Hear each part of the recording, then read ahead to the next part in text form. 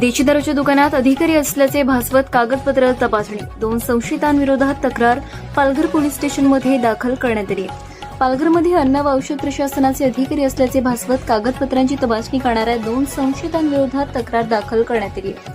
धक्कादायक बाब म्हणजे हा संपूर्ण प्रकार देशी दारूच्या दुकानात घडल्याचा आरोप आहे.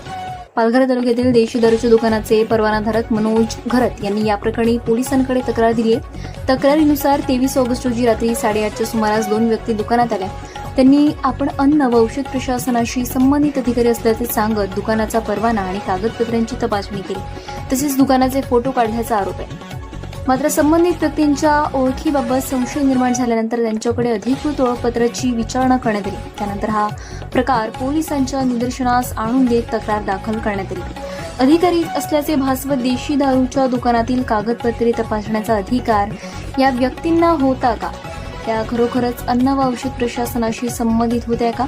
या सर्व प्रश्नांची उत्तरे आता पोलीस तपासातून समोर येणार आहेत. या प्रकरणाचा तपास पोलीस उपनिरीक्षक विनायक अप्पा केसकर यांच्याकडे सोपवण्यात आलाय. दरम्यान शासकीय अधिकारी असल्याचे सांगून तपासणी करणाऱ्या व्यक्तींची अधिकृत ओळख तपासणी आणि संशयास्पद प्रकार असल्याचे तात्काळ पोलिसांना माहिती देणे गरजेचे आहे.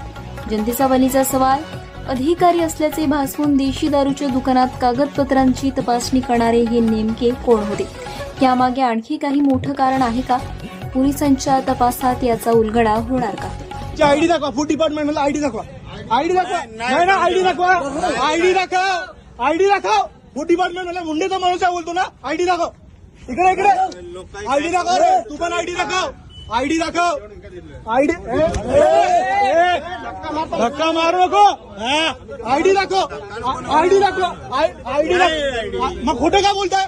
लोकांची तुम्ही इकडे फुकटचं सामान घेताय. फुकट घेतलंय. फुकट घेतलंय.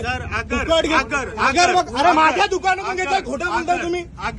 दुकानातून जर वैसन बाहर फेंक, अंदर का सब बाहर फेंक दे. इसकी बोल रहा था ना, आपके खाना